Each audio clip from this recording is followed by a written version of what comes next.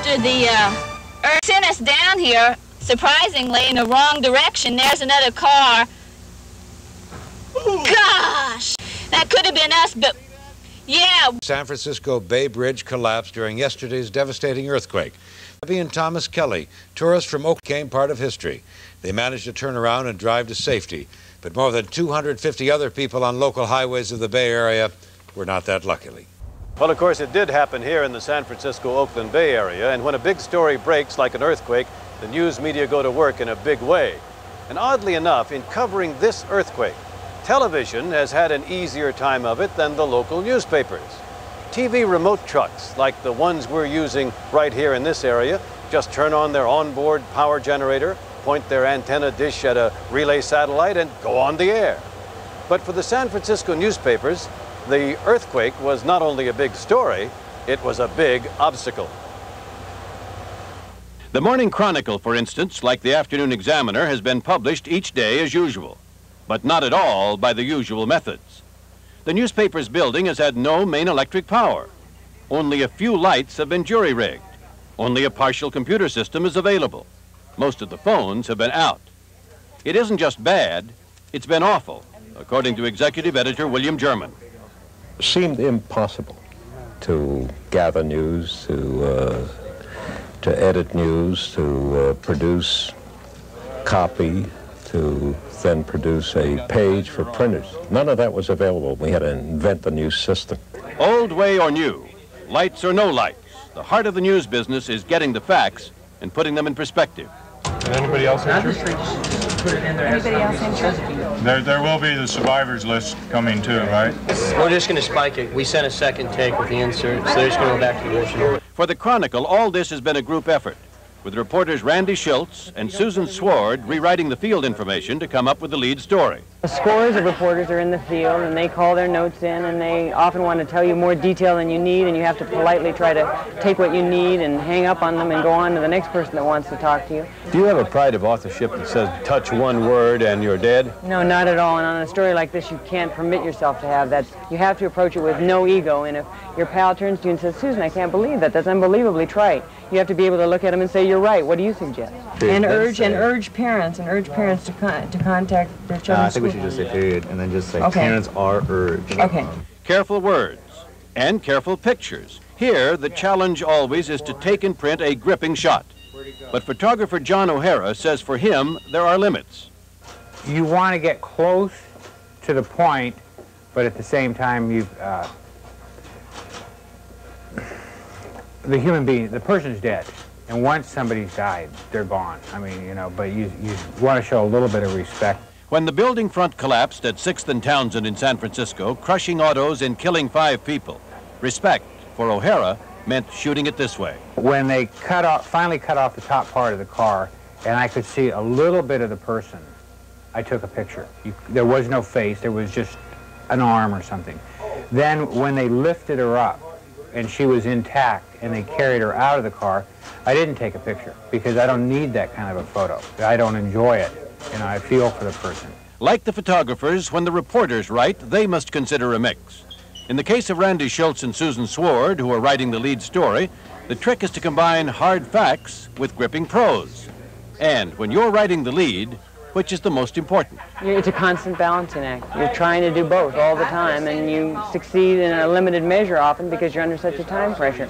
But I love that challenge. I'm a team player, so I see everybody that fed the story to us, all the editors that looked at it, but when I stand in the line for my donuts in the morning and I can look and see the paper and people are reading it and you know what's in it, that is a special feeling. It's part of why I'm in the business. Well, here's this morning's Chronicle, and here's the lead sentence that Randy and Susan composed. A determined but battered Bay Area, faced with mounting casualties and soaring damage estimates, prepared yesterday to bury its dead and repair the destruction wrought by Tuesday's massive earthquake.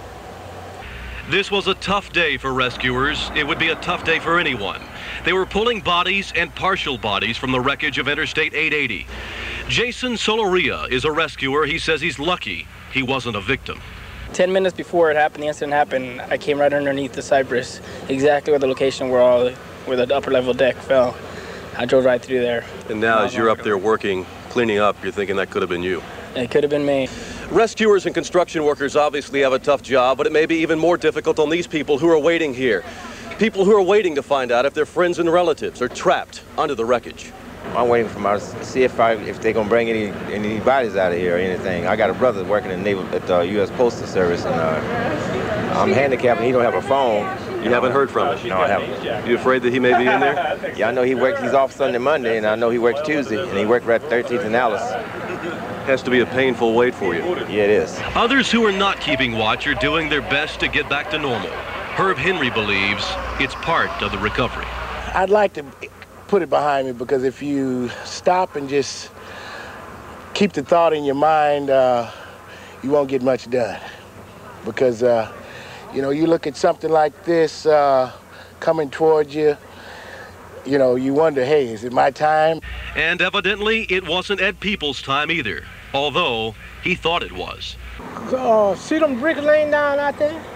Look on the side of the house there where part of the chimney blowed off to blow part of it off. Did it scare you? Happened too quick to scare me. Everyone here is hoping they can get back to normal soon, but with so many constant reminders of the destruction that's plagued this area, it's obvious it could take quite some time. And once again, here's the very latest we have on the Bay Area's recovery from the earthquake of Tuesday. Police in Oakland, California say the toll in the collapse of Interstate 80 may be 85 dead, only about 1/3 of the original 250 believed to have been killed when the upper level collapsed onto the lower level on Tuesday. A search for the body continues. Tomorrow, President Bush will visit the Bay Area to get a first-hand look at what's happened there. A special edition. We've lost our home. I mean, we can't move back in. California begins its comeback from catastrophe. They always tell you don't get too attached, but when you hear people moaning, asking for help, and there's nothing you can do about it because you can't get them out of the vehicle. We sent rescue workers up there. We do have one alive. As soon as 15 seconds of trembling and terror. we were on the bridge, everybody on the bridge was getting out of their cars. And they were just hysterical. Thank God I wasn't in there. 48 hours of horror and heroism. Right now we're just doing heavy rescue. Get as many people out as we can.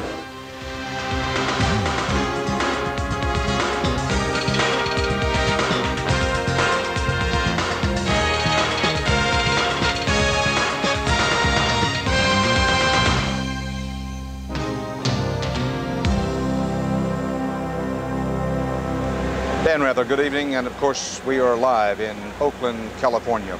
The crushing, ripping force of the earthquake that hit here almost exactly 48 hours ago tonight is giving way to the tough aftershock of reality. Many of the things you normally count on still don't work. Think about that for a moment. Roads and bridges, lights and power, in a lot of places they simply don't work. Even the water in thousands of homes. The actual epicenter of the earthquake was about 70 miles south of where I'm standing. But the visual epicenter of the earthquake's aftermath and tragedy is right over here. Oakland's Highway 880, that collapsed section of the old Nimitz Freeway. The bodies are still being found. But there is new hope, some hope, that the original estimate of 250 plus victims at this one freeway may have been too high. Officials are beginning to indicate that perhaps it's a lower total than that. Now, cynicism, at least skepticism, begins to build in about this stage after a natural disaster, and some people are saying, well, the officials are purposely lowballing the figure because they're embarrassed about the collapse of the freeway. However you may feel about that, know that it may be weeks before the final death toll becomes official and confirmed, and we really know how many people died in this earthquake. CBS News correspondent Phil Jones has been following the grim work and the grim weight of the past 2 days and nights.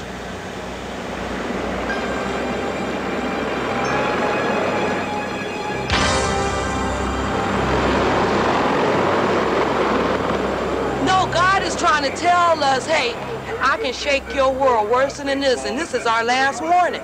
Nothing is as bad as this.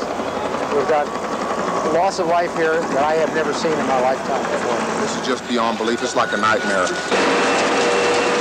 It is the catastrophe that Mother Nature has left on Highway 880 that quickly consumes Oakland officials. Just basically standing by, waiting to see if any survivors are coming out of that. Nothing yet. As rescue teams work, police have very little information, so they're left to giving press tours. Gilroy Dispatch, Rocky Mountain News, Stockton Record, Dallas Times Herald, Rocky Mountain News. We did that already. How about KFTY? You want to stay away from the workmen. Don't consume their time. Don't stand there and interview them because... Police Sergeant Bob Crawford. There's one fire that is still burning right now. There's some tires on a car or a truck or something, and it's burning, and the fire department has opted not to put water on it because they're afraid that the water will soak into the concrete, make it heavier, and cause it to collapse. What they're doing here is they're shoring up the freeway so they can work up there. What you have to do is you have to not get emotionally involved in the thing and do your job. You know, if we all stood out here and stood and said how terrible this was and mourned, nothing would get done.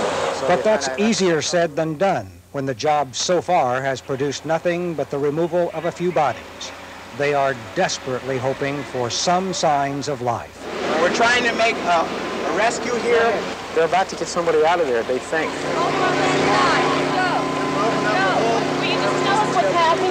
We just need you over there, okay? Just stay over there. Thank you. All this anticipation, but then nothing happens.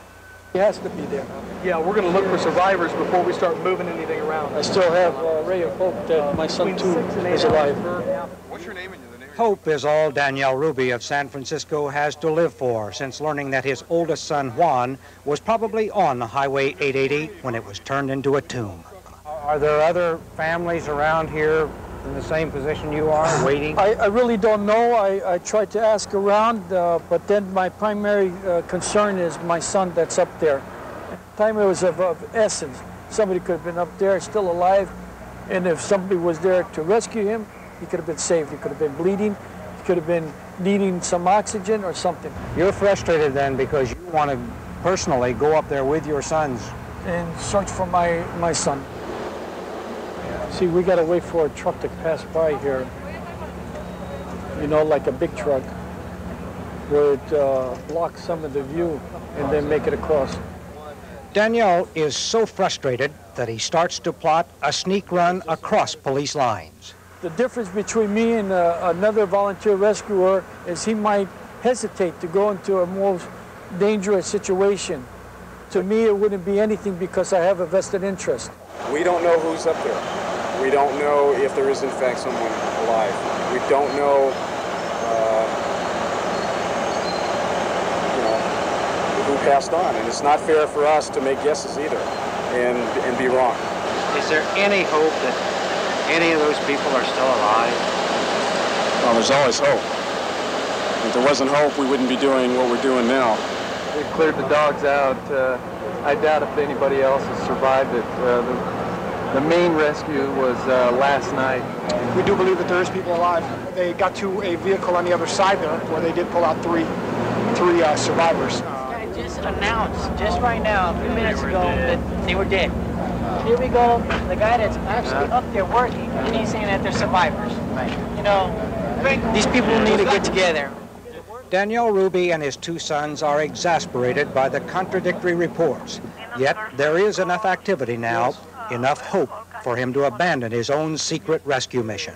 You know, we're trying to do what we can, and hopefully everything will be success. If not, you know, we feel strongly that Juan is still alive. So now we have hope again. Is it all right to go up there? Yeah, I've been working 28 hours up here. Yeah, I've been up here for a long time too, and if I could get up there, I'd be more than happy to go. If I could identify him right then and there. Well, you can't get in there, but I know the people that were up there to report the Camaro. Oh, all right. A Camaro. That's the kind of car Danielle's son had been driving. It's the worst news of the night. I've been up in there, man, and this is the saddest thing you're ever going to see in your life in there, man. God's arm fell in the world. I'd like to say one thing. I have a wife in Kentucky, and you don't know if I'm all right. I love you, babe. What's it look like up there? Looks like hell, man. It's not the news that you want to hear tonight. No, I didn't. didn't like the news that when he gave it to me, when he says, if it was the white Camaro, you know, I have no more son because it's 10 inches from the ground. Even though as one prepares himself, it never works out the way you want.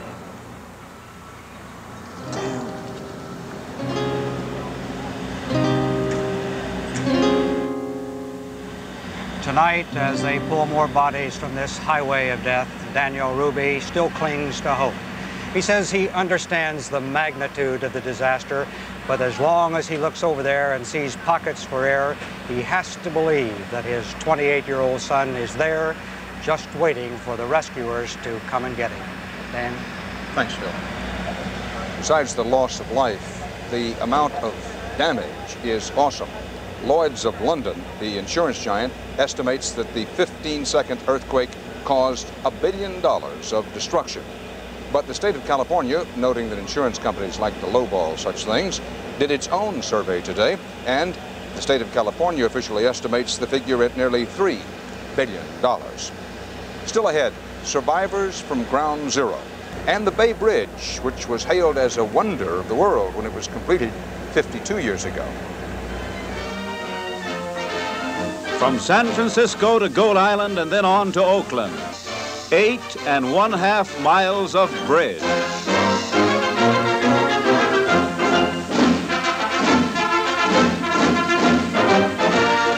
Double-decked, 6 lanes of auto traffic above, trucks and railroad below.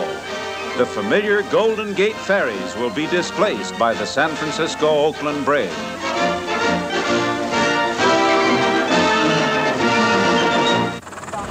But stranded commuters flocked to the ferry landings Tuesday night. When that section of the Bay Bridge collapsed, worry spread about all the bridges and roadways. This morning, workmen were shoring up Route 880, which proved to be the weakest and deadliest link in the Bay Area's earthquake defenses.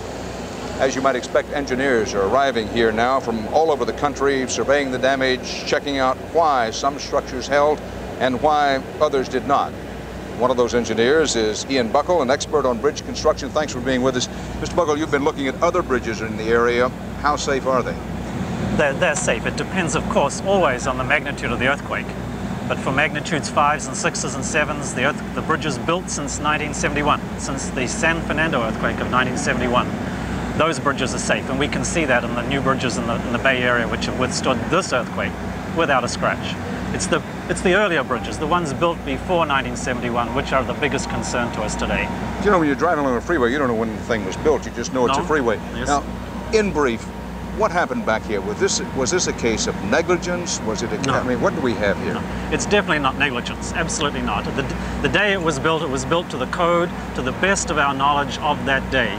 The Caltrans engineers, the constructor, the contracting crew, they built it to the specification of the day and to the best of the engineering knowledge of that day. But it's since then, every earthquake, every major earthquake around the world, we learn something more. Mexico City, Armenia, and we'll learn something more from this one. And from, as I said, the 1971 San Fernando earthquake taught us a lot about bridges and the way they behave in earthquakes. Besides the many deaths, we don't know how many, there have, of course, been injuries. Officially, at least 1,400. Some of them in the cuts and bruises category, some more serious. With us is Dr. Bob Arnott from CBS This Morning. Dr. Arnott, Bob, what kind of injuries are they seeing in the hospitals? Well, it's an all or nothing situation. Either they're relatively minor injuries in the sense that there's a broken bone, some lacerations, a problem with the spine, or there's severe life-threatening injuries where someone comes in near death.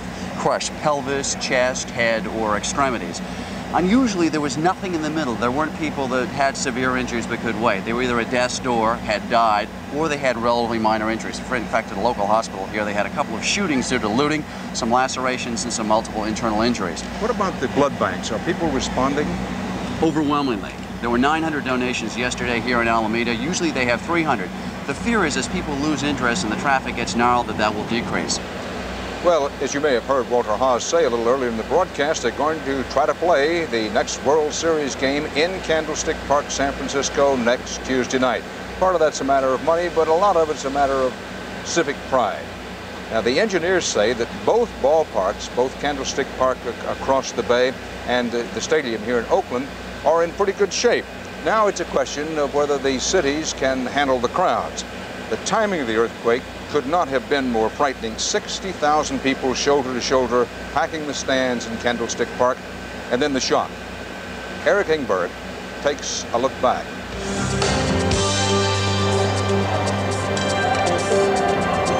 For the first time in 27 years, a World Series game will be played in Candlestick Park.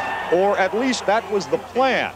And as game time approached, with the stadium still filling, the ABC broadcast team was showing a tape recap of the previous series game. Dave Parker barely, by inches, just misses a home run.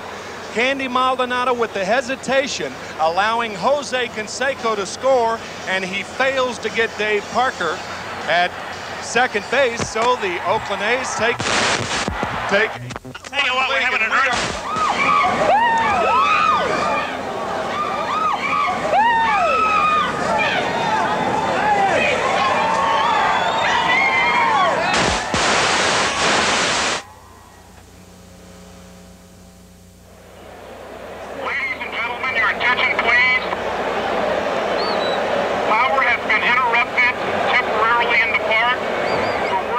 People looked up as if they thought the rumble came from above. Some wore expressions that asked, is somebody up there a Giants fan? I don't know if we're on the air or not, and I'm not sure I care in this particular moment, but we are. Well, folks, that's the greatest open in the history of television, bar none. In the first minutes, there were more thrills and chills than a Grand Slam homer provides. And these Californians take it like it's nothing, you know. They're up there eating it every day. Eating and drinking. Oh, God. How can you eat and drink? It's been an experience. The earth is moving underneath you. Scary. We ask your cooperation by remaining in your seats. Mom, let's go. First thing you try and do is just account for your family and sort of gather them all together and thank God everybody's okay. Gradually, those at the ballpark realized the disaster transcended even the World Series. Now that the damage reports are coming in, the reality of what is happening has hit everybody, and it's just a matter of everybody's afraid to go home and find out that something might be wrong. Everybody looking at each other and finally realized what happened, and some stayed and some left. We left. There's been a power failure. Therefore, the game has been postponed. You can see there was some structural damage, a crack there in one of the braces in the upper deck. Actually, some people taking home chunks of concrete with them that fell down from Candlestick Park. As you leave the stadium in an orderly fashion, we ask that you turn your car radios on. As much has been written about our World Series here, when something goes like this and lives are threatened, it's, priorities are snapped back and right into place. Amen.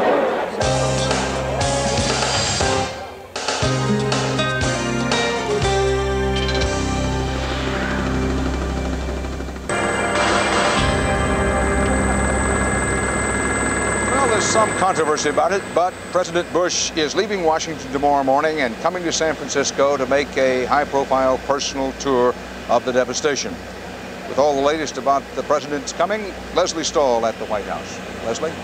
Dan, President Bush, familiar now for his high energy, is leaving the White House before sunrise tomorrow. He'll be out there in time for rush hour. He'll view the destruction mostly by helicopter, though he will take a tour of at least one of the damaged sites and meet with local officials. White House aides say the president's going as leader of the country to show the people there that he and the rest of the country care. They call it the compassion factor. But in Washington today, it was more like compassion wars.